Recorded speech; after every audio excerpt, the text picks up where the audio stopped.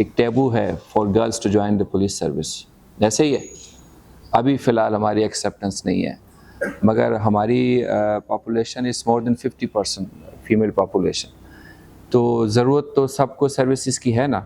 थाने में जब आपका काम पड़ता है तो फैमिली में अगर कोई इंसिडेंट होता है तो आपकी फैमिली भी थाने में जाना पड़ता है, आपको उनके इशू होते हैं तो उनको आगे डील करने के लिए कौन होता है, वो आपकी रिप्रेजेंटेशन नहीं है थाने में, कांस्टेबल रैंक से लेके सीनियर रैंक्स तक।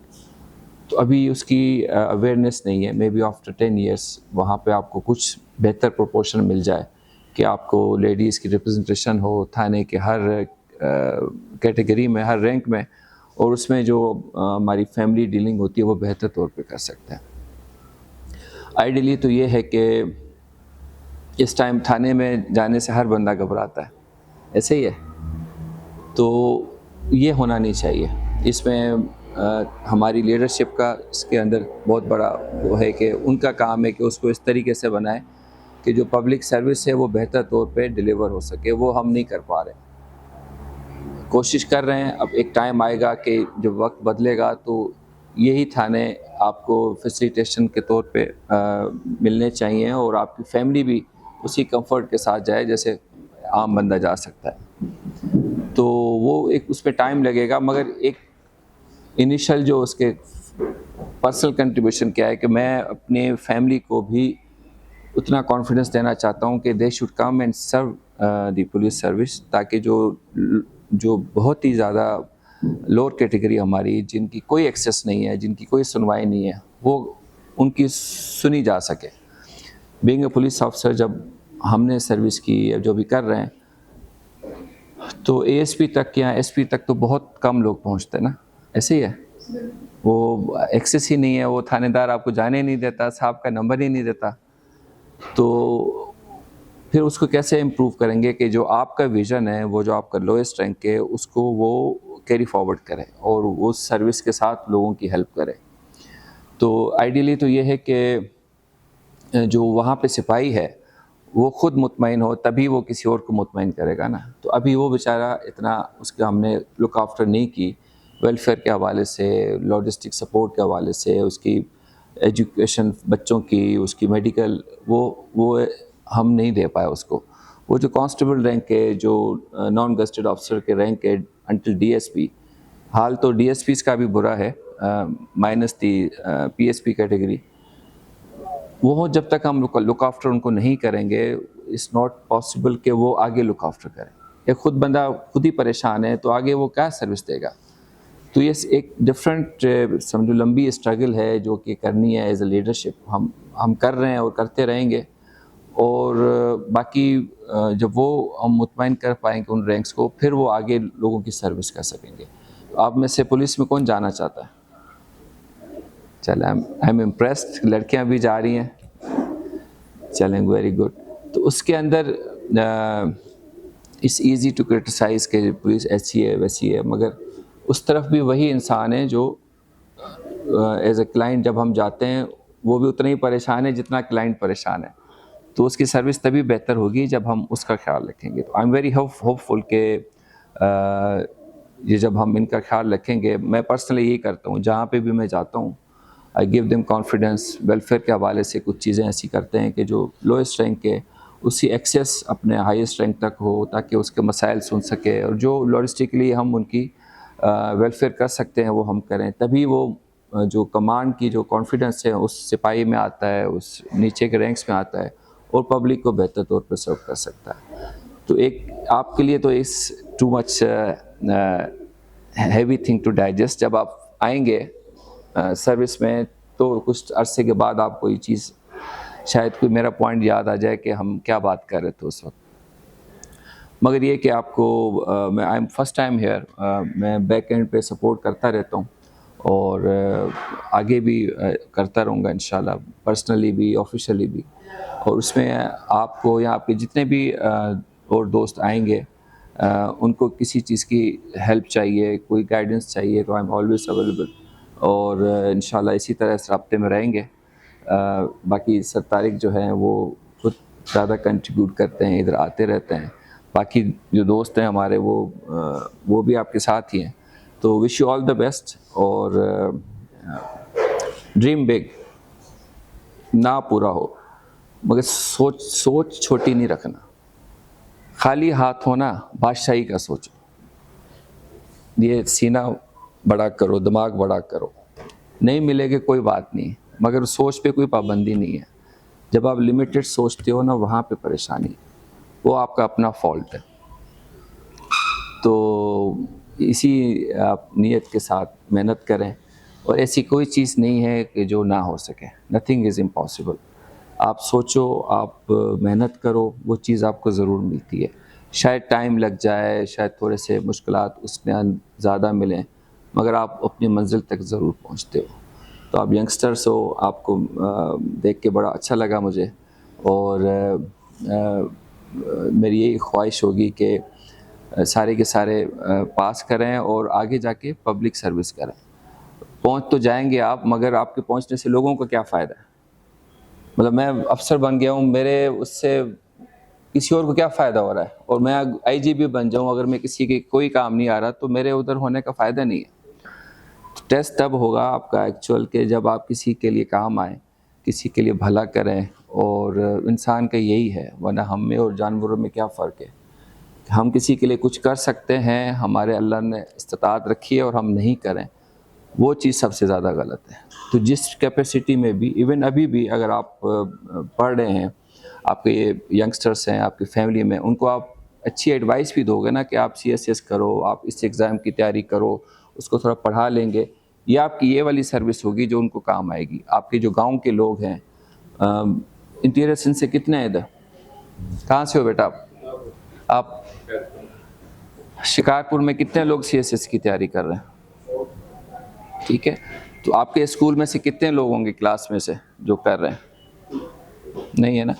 आपको इधर का वैसे पता कैसे चला बेटा? मेरी दोस्त वहाँ पे आई थिंक स्टार्ट हुआ। तो दोस्त अभी कहाँ पहुँची आपकी? उनके 2 अटेम्प्ट फेल हुए, एजेंसी देगा उसको उनकी जॉब मैरिड है।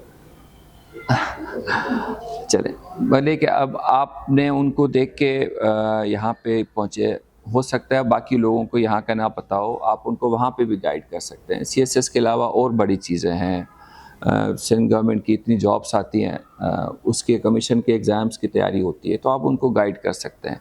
ऐसा नहीं है कि आप अफसर बन के ही कुछ बेहतरी कर सकते हो, एज ए इंडिविजुअल आप अभी भी कंट्रीब्यूट कर सकते हो।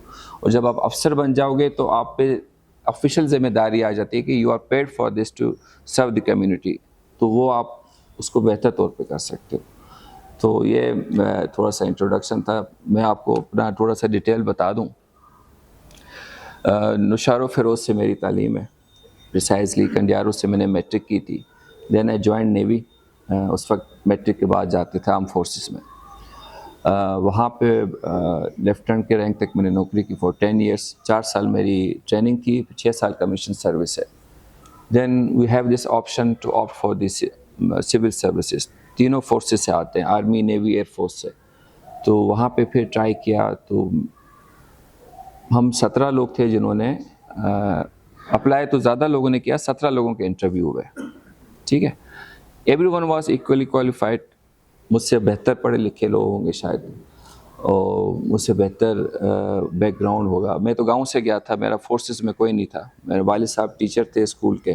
तो फ्रॉम वेरी हम्बल बिगनिंग वहाँ से मेहनत की थी मैंने, नेवी में पहुँचा। नेवी से फिर मैंने कोशिश की कि सिविल सर्विस में, उसकी भी रीज़न है, वो मैं आपको बाद में बताऊँगा क्यों मैं इधर आया।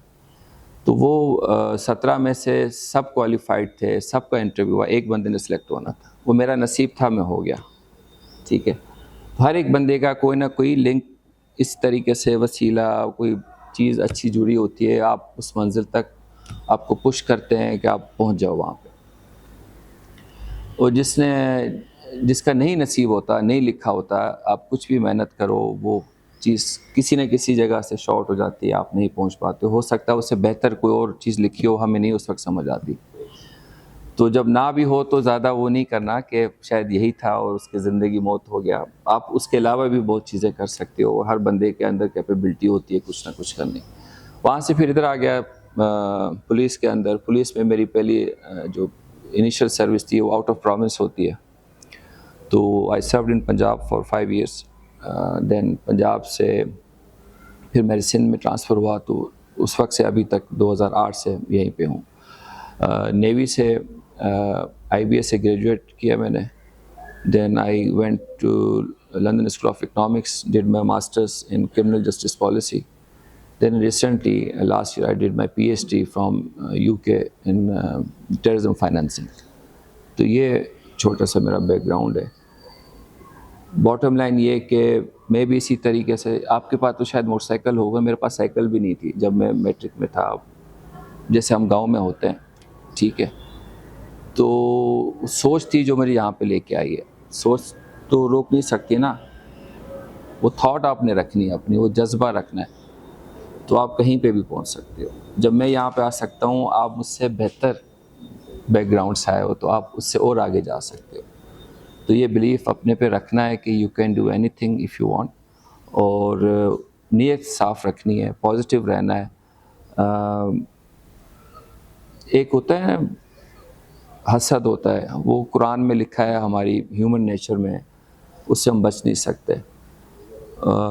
वो एक साथ ही जुड़ा हुआ है कि किसी को अच्छा देखते हुए हम हसद करते हैं या रश करते हैं।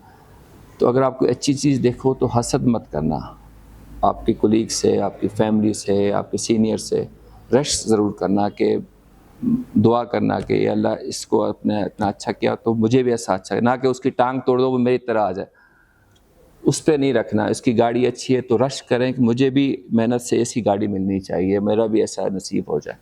ये पॉजिटिव एक चीज़ होती है कि आपको कोई मंजिल की तरफ जाना है, कोई टारगेट करना है, तो वो आपने ज़रूर रखना है। वो जुस्तजू, वो स्पार्क ज़रूर लाइफ में होना चाहिए, चाहे यहाँ पे हो, चाहे कहीं भी हो, चाहे आप सर्विस ज्वाइन करें, किसी भी रैंक पे हो, बेहतर से बेहतर की आपको कोशिश करते रहनी चाहिए। अपने आप को इम्प्रूव करें, आगे चीज़ों को, सर्विस डिलीवरी को बेहतर करें, क्योंकि पोटेंशियल इतना है कि किसी ने कुछ किया ही नहीं हुआ मुल्क में।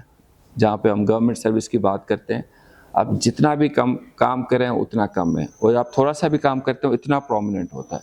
अब आप देख रहे होंगे छोटी छोटी चीज़ें जो सोशल मीडिया पे आती हैं, कोई अफसर छोटी सी भी नेकी करता है, उसको सब लोग अप्रिशिएट करते हैं उस चीज़ को। तो आप थोड़ा थोड़ा भी करोगे तो वो चीज़ आपकी बेहतर होगी। तो इसी तरीके से मेहनत करते रहना है और उम्मीद नहीं हारनी, जज्बा कायम रखना है। सर, आपने टेरर फाइनेंसिंग पे बात की, तो पाकिस्तान कई मरतबा FATF में गए हैं, तो फिर ऐसे आप कॉन्क्रीट कोई सजेशंस दे सकते हैं कि जो कर बड़ा इंटरेस्टिंग फेज़ था ये FATF की रिस्ट्रिक्शन का।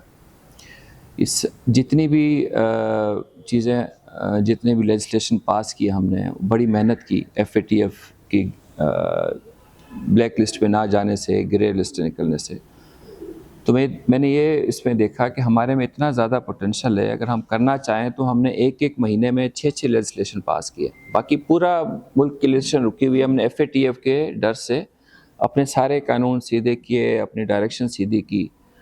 तो जब हमारा इतना पोटेंशियल है कि हम किसी के कहने पे अपने मुल्क की डायरेक्शन इतनी ठीक कर सकते हैं, तो बाकी चीज़ों में हम क्यों नहीं ठीक कर सकते हैं।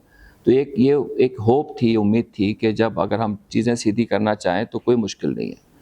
FATF की वजह से हमने अपने लॉज ठीक किए, अपनी ड्यू डिलिजेंस ठीक की। और टेरर फाइनेंसिंग एक ग्रे एरिया है, इस all grey area, black and white तो है ही नहीं, ठीक है। टेररिज्म की डेफिनेशन आज तक क्लियर नहीं हुई, हर मुल्क की अपनी डेफिनेशन है, यूनिवर्सल डेफिनेशन आज तक नहीं हुई। तो ये जब है ही हर एक का अपना अपना, तो उस पर हम कैसे कहेंगे ये गलत है ये सही है।